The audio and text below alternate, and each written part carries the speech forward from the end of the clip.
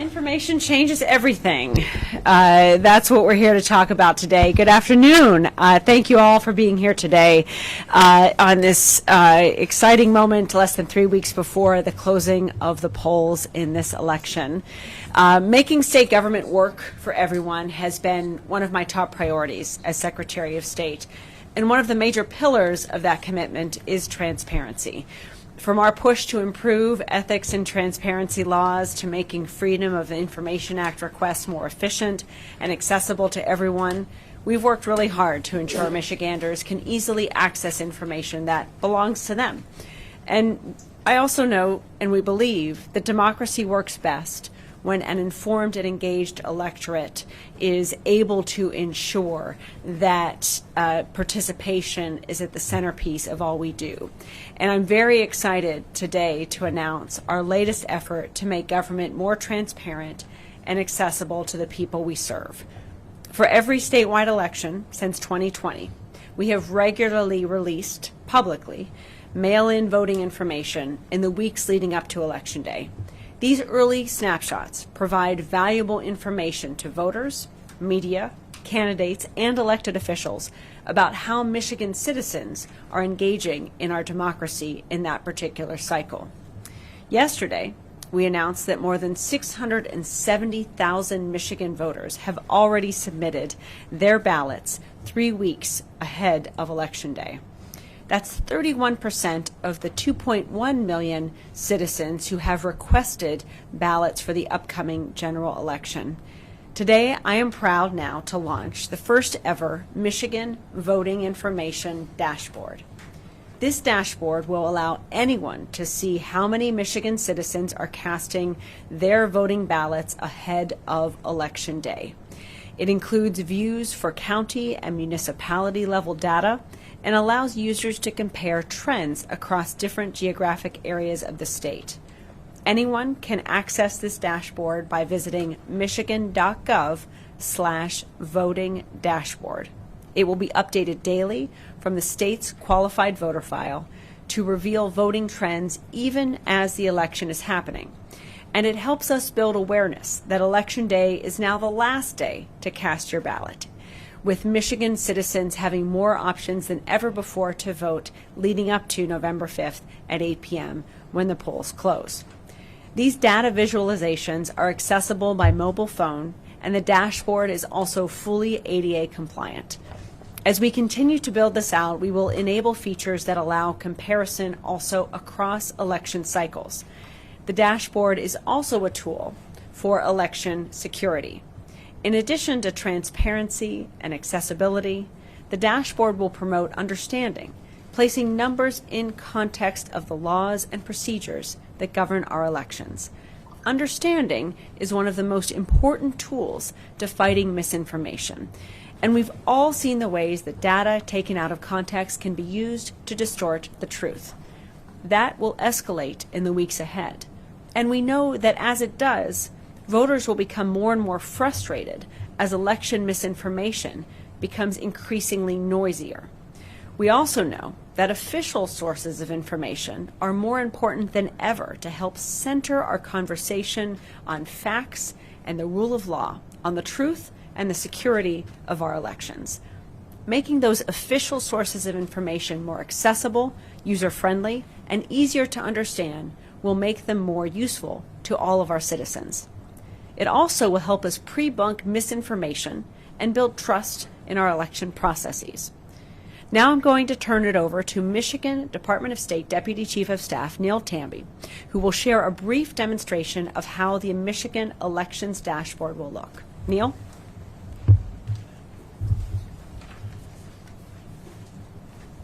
Thank you, Secretary. Thanks, everyone. On behalf of the team that built the dashboard, I'll give a quick demo. Again, Neil Tamby, Deputy Chief of Staff, serving Michigan Department of State. Neil, will you be able to come up here to speak? Because we can hear you. okay. Can you hear me? Okay, great. Accessing the dashboard is easy and is publicly accessible on the Michigan Department of State website.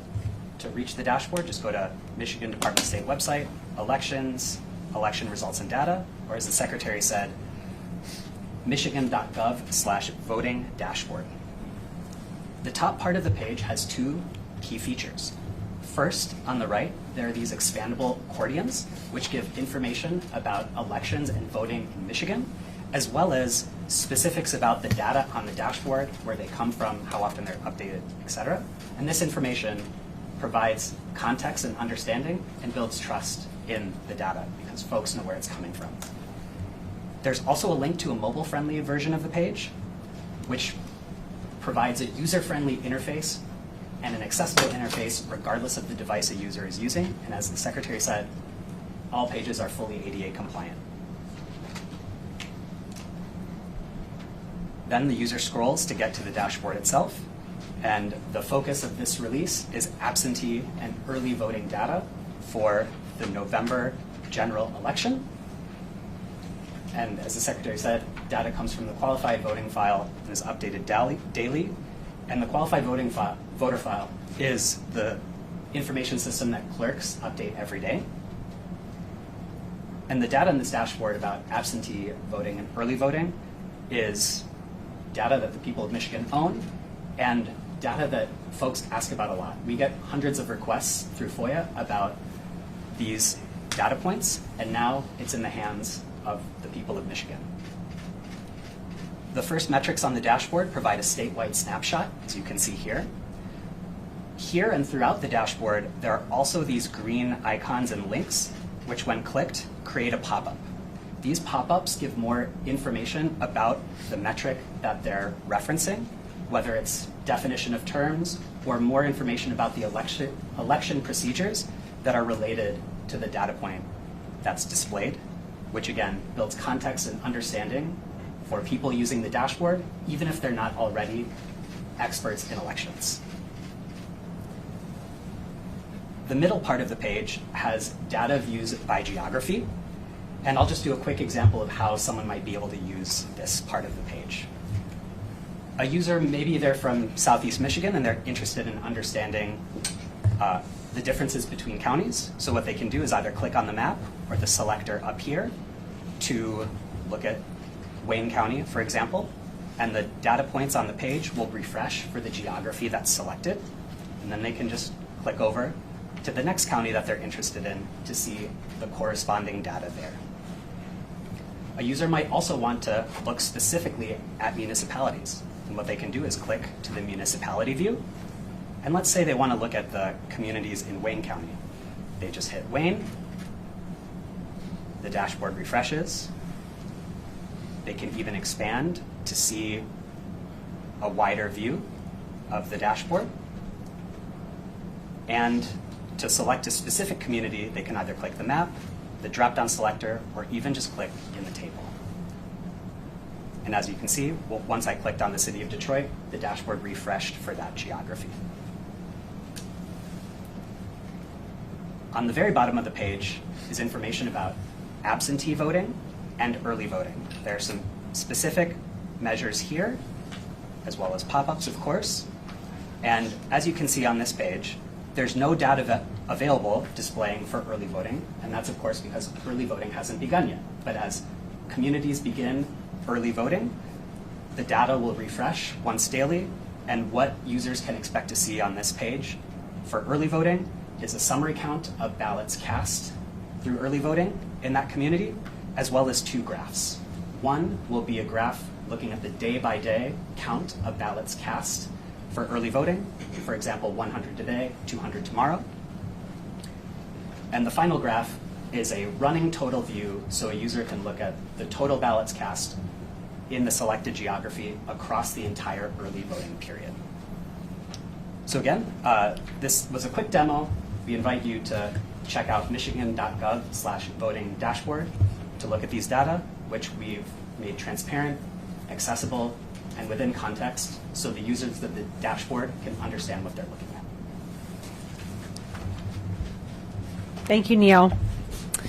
Data tools like this take a lot of work, and our team has been diligently developing this since June. And I'm really grateful for all the work that went into this, especially in this moment, less than 3 weeks before the polls close, when we want to make sure that striving for information about turnout numbers is available equally across the board to everyone. Well, we're not going to stop here. This is the first of several phases of election information that we are working to make more accessible and useful. In the future iterations of this dashboard will include voter registration statistics and election results, which will be co-designed in collaboration with the University of Michigan School of Information. An important note also about this dashboard and election night results.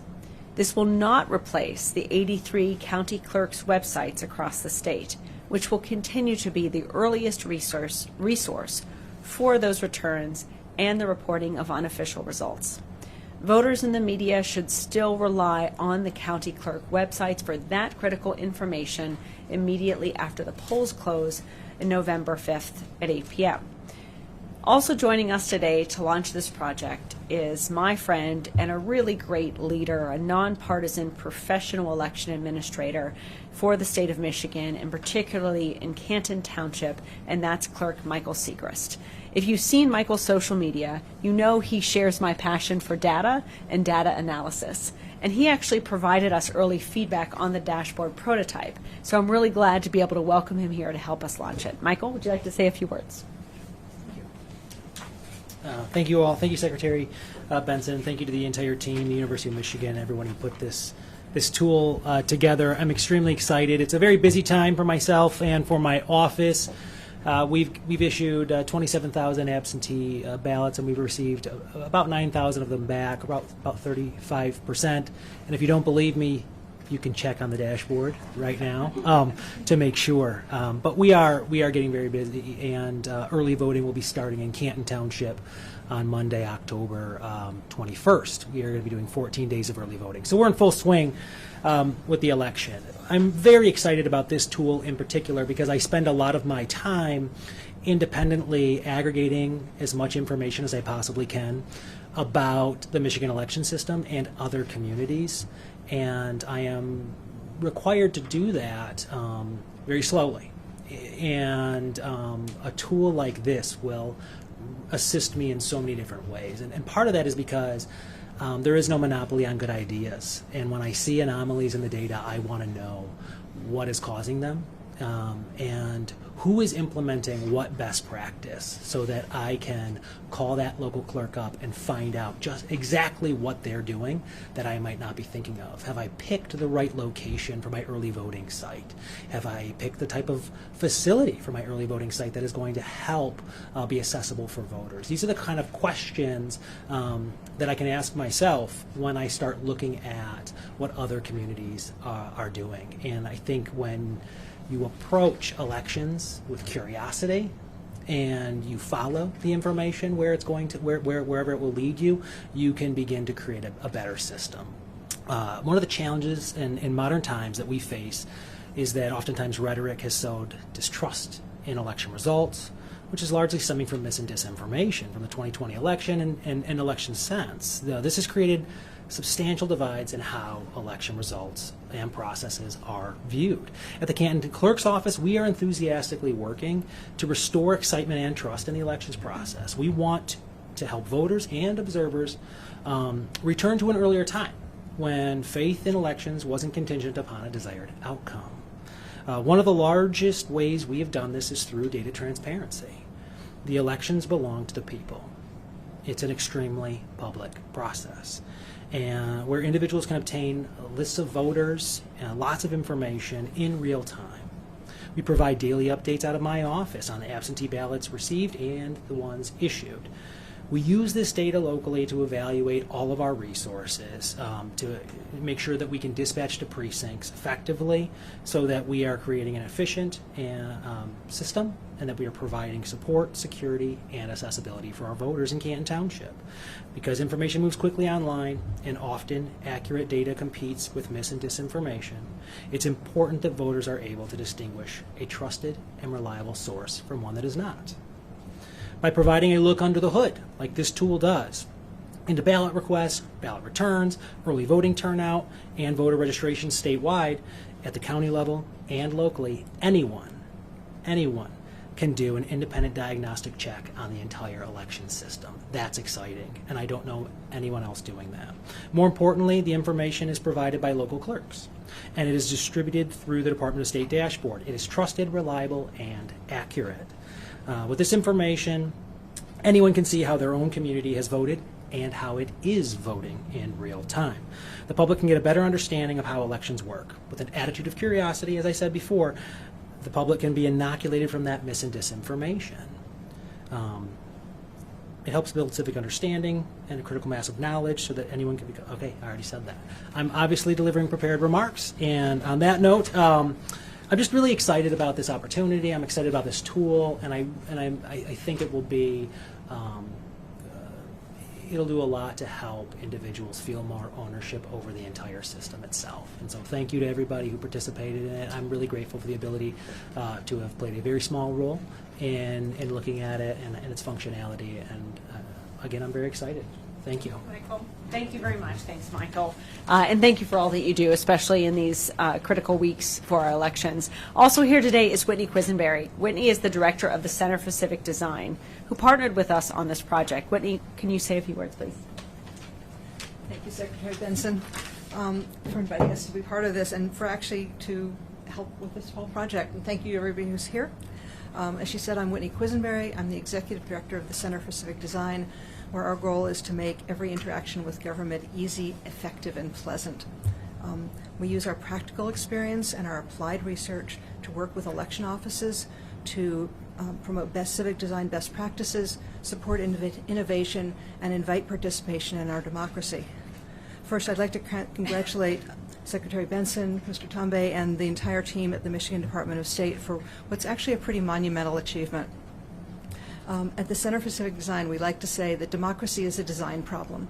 What we mean by that is that every challenge a voter might experience is something that we see as an invitation and an opportunity to use design to build a stronger and more resilient democracy. We were thrilled to renew our partnership with Secretary Benson's team because they also don't back down from a challenge. Instead, use it as an opportunity to improve services for all Michiganders. As we work across the country with other jurisdictions, one of the most common challenges we hear from voters is that information about elections is presented in an unnecessarily complicated way. We also know that election administration and compliance with all the rules is also complex and indeed often thankless work. So people like Mr. Segrist have to do that work while also communicating with people in as many ways as possible to help break down the back office complexity of what they do into how it creates and informs our democracy. New channels, for transparency, like the Michigan Voting Dashboard, making existing data available to the public will help voters understand the election process and help local election offices communicate without adding to their enormous workload. As Secretary Benson shared, the Michigan Voter Dashboard reflects her commitment to government transparency. Beyond the simple goal of transparency, the dashboard presents early voting and absentee data in Michigan with cutting-edge design and technical best practices. It doesn't just make data available, it also makes it easily accessible, understandable, presents it beautifully, and encourages trust in Michigan's election administration. I think it really does put Michigan at the forefront of election data visualization and transparency in the country, and I'm confident that people will find it easy to use. We're honored to once again partner with the Michigan Secretary of State. I'm grateful to the Secretary Benson for bringing in our team's design expertise on a key strategic initiative. But I'd also like to thank the partners across the Department of State and Technology at the Department of Technology Management and Budget, the Department of State, and the clerks across the state who helped make this dashboard possible. I believe this dashboard is really just the beginning, and we look forward to more opportunities to help create innovations that further trust and transparency in Michigan's elections. Thanks. Thank you, Whitney. Thank you very much, and I'm so grateful for your investment as well in helping make this first phase a reality. Next, I'd like to introduce Professor Scott Tenbrink. He's an instructor at the University of Michigan School of Information. UMSI is partnering with us on future versions of this dashboard. Thank you, Secretary Benson. The School of Information at the University of Michigan is proud of our tradition of disseminating knowledge, completing research and educating our state's youth, along with across the country, on issues around information and the public sector. We have had great opportunity to partner with municipal and state level government in many ways. In my own small part at the university, I've worked in Jackson, I've worked in Traverse City, I've worked in Detroit, Ferndale, and Dearborn, and many other places to address information challenges in the public sector and with local government. We're excited for the opportunity to do that again, because that education of students is not just training them to be information professionals, to be UX designers and researchers, or data analysts and scientists, but also to prepare them to be the citizens that will lead and engage in the challenges of the future. And projects like this, like providing transparency, managing privacy, and providing equity around information for the people of our state are projects that we're excited to be involved with. So I'm particularly excited to have a student group work on the next iteration, the expansion of data that's available in this voter dashboard. And I'll have Jackson come up and talk a little bit about that. Thanks, Scott. Thank you very much. Yes, we also now have Jackson Gelbard here to share a few words as a member of the UMSI student team on this project. Jackson. Thank you, Secretary Benson. Throughout my life, I have always been intrigued by how people, data, and technology intersect. My curiosity motivated me to attend the University of Michigan and study how we can use large data sets not just to analyze trends, but to help solve some of today's most complex problems. I believe data can be a powerful tool for positive change, whether it's improving communication, enhancing user experience, or making critical systems like election dashboards more transparent and accessible. I'm honored and excited to work on a project where I can leverage my passion for data and technology to make a meaningful impact. As students, we see this as an incredible opportunity to apply what we've learned at the University of Michigan School of Information to contribute positively to the future.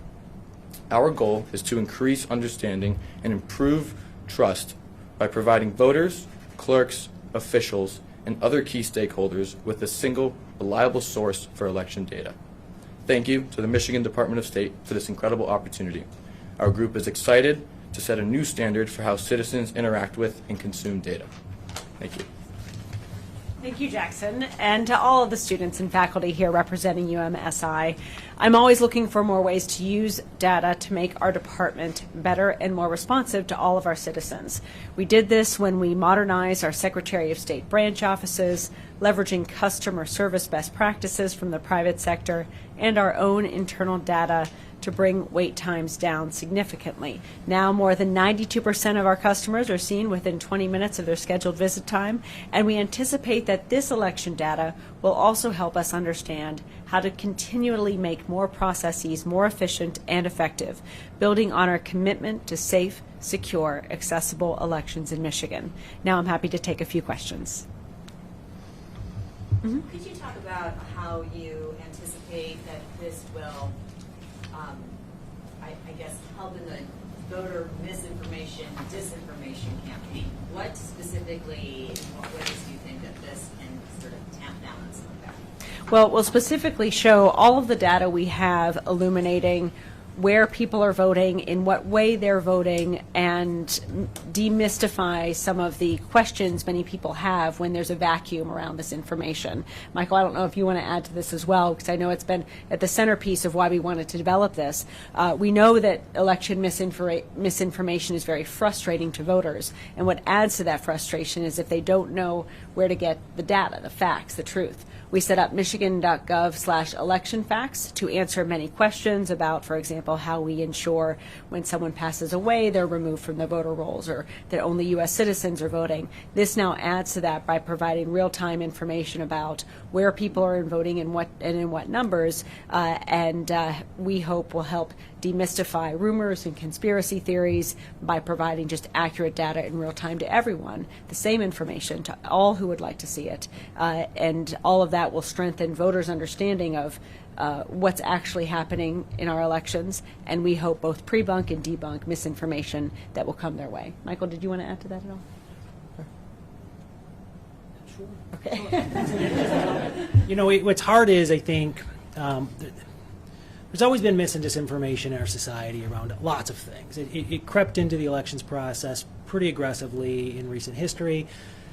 What's hard about that is I think a lot of times that exists on an emotional level, and it's not necessarily a cerebral level. And sometimes it masquerades as valid information, but it's really noise. It's you know, there's claims that are made that are just factually inaccurate, or items are called a risk when they're statistically insignificant. And to get out of the emotional part, you really have to have information. That's the entire purpose of education and thinking. And so I think what's cool about a dashboard like this is when a claim is made or when something comes forward that is just extremely inaccurate, the mis and disinformation itself can be fact-checked against the valid information. Additionally, it just helps by people truly understanding how elections work. If I know that only a qualified registered elector can request an absentee ballot, and I know that only 500 absentee ballots have been issued on this day,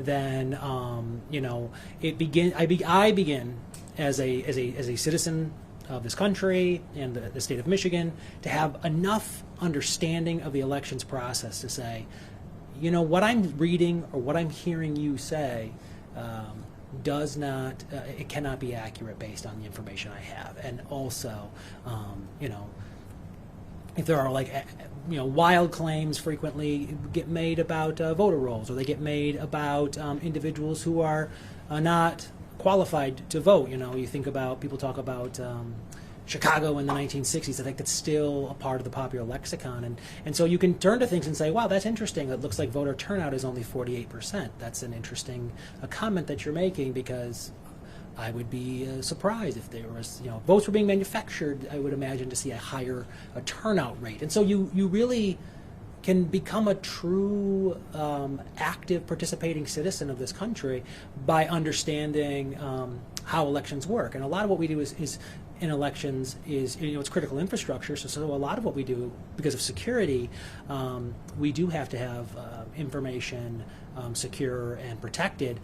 But this stuff, the results, the data, the information, you know, that stuff is extremely public, and the only barrier people have to good education and understanding is their interest, and then now they have the data provided right for them in real time. It's fantastic. Can I ask a question, follow-up question? Sure. Okay. My question concerns absentee ballots. Now, I know how they work, and you know how they work, but a lot of people don't. And so my question is this: there's a lot of disinformation on this particular topic with inside voting. Okay? So for instance, I listened to a talk show host locally who would talk about, you know, I got 5 ballots, absentee ballots. So that means I can vote 5 times. You and I know you cannot. Okay? And that those are applications. He would leave off the application part of it. So my question is, with this project, what are you doing to sort of demystify the absentee ballot process, if you will? Well, that's a fantastic question. I can talk about that at the local level, and but I do know that the Department of State has been doing a lot of work on educating about the elections process and doing fact checking and things like that. So I can briefly talk about it from the local level. We have been doing an aggressive social media campaign, and a lot of that is around the difference between a ballot application and an absentee ballot, and also educating individuals on that process. So we have that information. It does require an individual to intentionally interact with that information, but we do push that out there. A lot of it is just kind of the old-fashioned, having those conversations with people who are concerned about it. And then recently, I've been working. I just did we're working on a project with Michigan Radio where they are actually tracking an individual requesting an absentee ballot. They voted their absentee ballot. They returned their absentee ballot in a drop box. And then we've done interviews in our office on when we received it, when we verified the signature. And so to that end, there's a level of demystification by taking that entire process and specifically the public parts of it and making it public so that an individual with that interest can learn the process and not be concerned about it. So, Thank you, Michael. Would you like to add something to that? So, first of all, the mail-in voting process is more transparent than ever before. We actually have a tracking system on our website, michigan.gov/vote, where people can ensure that they're tracking their ballot requests, their personal ballot requests, when it's sent, when it's returned, when it's received. In addition, this dashboard helps you see the aggregate data. What communities are requesting the most, where it's coming out, when are coming in. And then when misinformation emerges like, oh, I thought I saw 500 ballots dumped at an absentee counting board in the middle of the night, you can actually go to this website and see that that wasn't the case. That in that case, that was famously media equipment that was being brought in. But in this, which was very helpful because the media knew right away how to debunk that. But in particular, this empowers every citizen to, when they hear that, actually go to this dashboard and investigate. Are there suddenly 200 more ballots being turned in the middle of the night? And when you go to the dashboard, what you see is only ballots that were received before 8 p.m. are counted, and ballots emerging or being delivered to a counting board after 8 p.m. are ones that were received before 8 p.m., validated, processed, and then sent to the board for tabulation. So all of that becomes instantly accessible in a numeric, granular way by community to community, and statewide for anyone who would like to sincerely answer these questions and not rely on anyone but their own eyes and ears and understanding of the data that they have access to, just as the media would or anyone else would in that particular moment. So we hope it will speed up the fact-checking process. It will empower more citizens to be a part of that fact-checking process. And again, we couple this with the michigan.gov/election facts website that will go into more granular detail on the question of whether or not dead people are voting or what happens when you send a ballot in and how someone's ID is verified. Hi, I have a two-part here. Yeah. What security layers are in place to make sure the dashboard is not a soft target for cyber attacks? And also, do you want to take this moment to get ahead how no one's personal information is actually on the dashboard? Yep. Yeah, two things. One, this is data at an aggregate level. It is not relating to specific ballots or specific individuals, or even in communities where there are small numbers of people voting. We will actually not display data if there's only 10 or less voters in a particular community, because we want to protect the privacy of those voters in that smaller community. Michigan has 1,520 local communities that will be voting. Not all of them have hundreds of voters. So we are also very mindful of making sure that aggregate data is available here, statistical data is available here, personal data is not.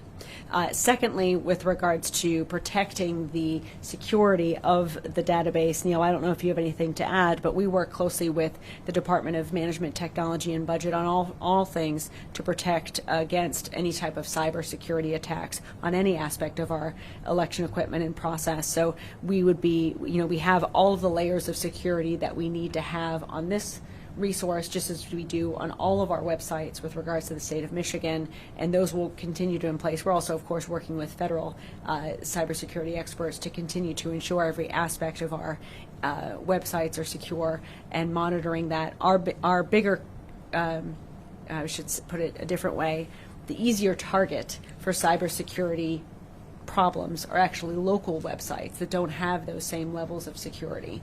And that's where we've also focused on upgrading many local websites to be on a .gov server, for example, which is one of the most important things you can do to protect against cyber attacks, and a number of other things. So we have an eye towards those local websites as well, which could be impacted by cyber attacks. But I have great confidence at the Michigan.gov level that we've got access to all of the best practices and resources that one would need to protect not just this website from cyber attacks, but any others on our server.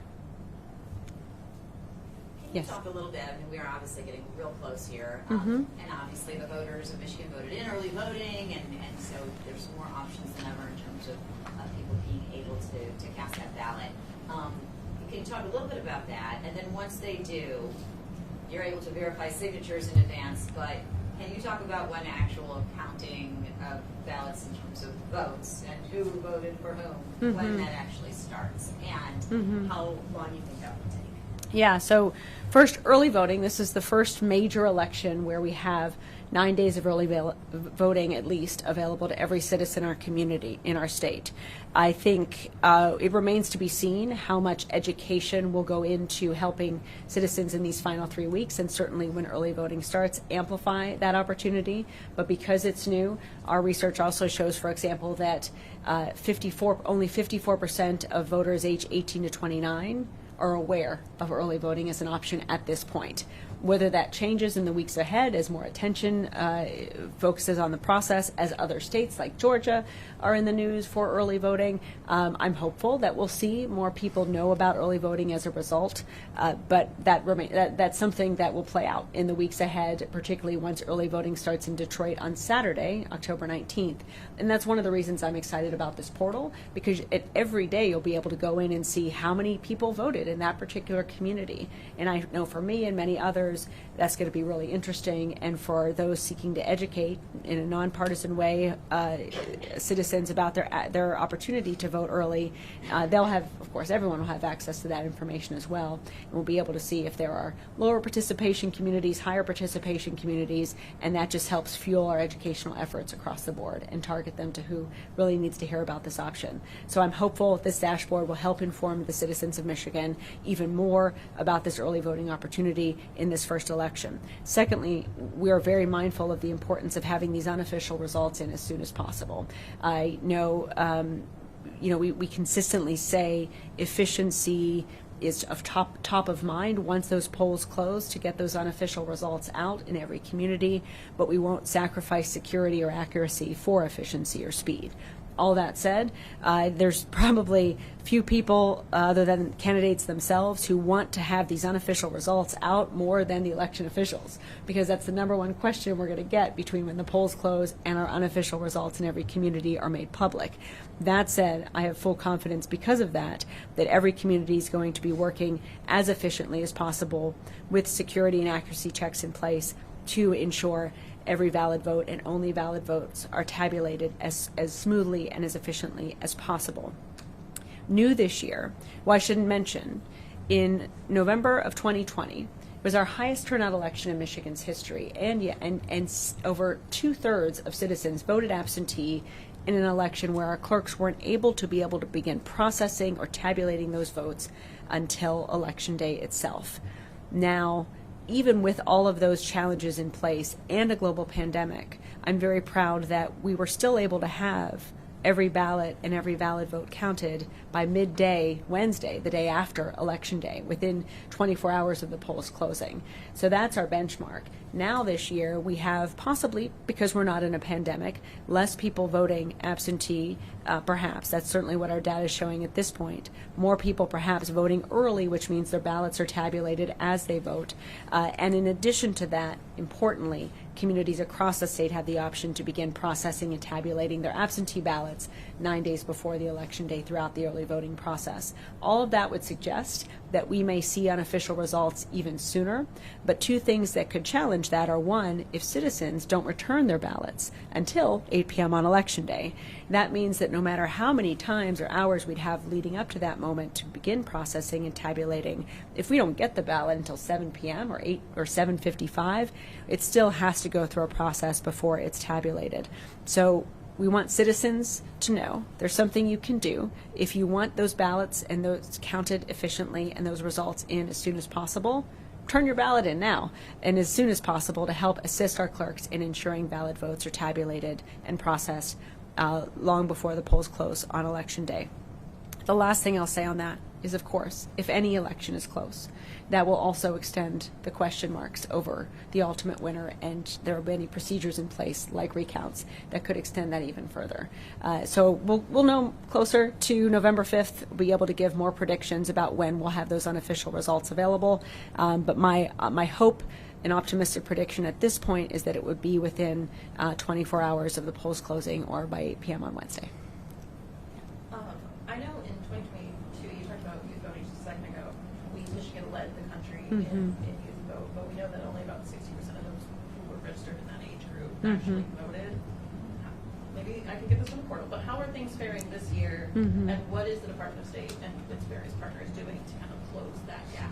Yeah, we have really been laser focused holding youth vote roundtables all across the state, from Traverse City to Marquette to Alpena to Grand Rapids to Detroit and everywhere in between, talking with young citizens about how we can mobilize the close to 1 million or more 18 to 29-year-old eligible citizens, many of whom are already registered, to actually vote this year. We've also been counseling the nonpartisan voter education efforts that come our way to not just focus on voter registration of young voters, but actually getting people to vote after they're registered as well, which is really why we're seeing a space. I'm very gratified that in 2020 we saw over 50% of young people, young eligible voters, vote in our state, and in 2022, as you mentioned, we led the nation in youth vote turnout, yet in that election only 37% of 18 to 29-year-old eligible citizens participated, and that means to us over 60% did not. As we've done a deeper dive into those numbers, we've noticed that many of those who aren't voting do not have a college experience, and so a lot of college outreach, for example, may not reach them. And so we've tried to engage barbershops and a number of other apprenticeship programs in educating citizens who are 18 to 29, and all citizens, about their options to vote this year. We've also launched, and you'll begin seeing this in the days ahead, a nonpartisan voter education effort that will proactively run on billboards and through text messages all across the state, targeting young voters to ensure they know their options to vote and how important it is that their voice is heard in this election. So I'm optimistic that we'll stay ahead of the curve and continue to lead the nation on youth vote turnout, but that will ultimately reside with whether or not these efforts work at engaging young voters in participating. The last thing I'll say is our research shows that over 50% of young people who aren't voting often say they aren't voting because they don't have time. So we hope that early voting, in particular, when young voters know about their option to vote early on a Saturday or Sunday before Election Day, that will help them find time to vote and recognize the importance of doing so in this critical election. How many ULC AVA ballots do you anticipate, and how do we qualify where they're registered, what precinct they're in? Will UOCAVA voters be on this website as well? Voters who are voting overseas? And how many do you anticipate? In this release, no, but we're always thinking about potential future releases, so we'll put that down for that. Yeah, and we'll be tracking that as well. It's hard to know in any given cycle. It's usually not as high as in other states because many voters in Michigan are here and not living overseas, so it's not as high as a state like a Florida or Texas where you have active duty military bases throughout the state, and as a result, many active duty service members serving abroad, a high proportion of active duty service members serving abroad. So that said, we'll continue to get that information out. It's hard to make any predictions at this point of those numbers, but we will certainly, as we have them more and more, make sure they're publicly available. Does this break down by precinct? How many people are registered in each precinct? This release of the dashboard breaks down data by jurisdiction and county, and it's for absentee voting and early voting. Detailed data on registration is not in this release, but as some speakers have said, that is one of the backlog items we have for upcoming future releases. Yep, and same for precinct level data. And how many people are registered to vote in the state of Michigan right now as we speak? So you have, in terms of the number of active registered voters in our state, do you want to pull that up? 7.8 million active registered voters in our state. In a state of 10 million people, there's... Well, the 10 million residents are not all within the, or not all citizens, and within the over the age of 18. And so that's why you get the 10 million number, and then you have a smaller number based on census data of eligible citizens, and then within that you have people who are registered to vote. Okay. All right. Thanks, guys. Thank you all.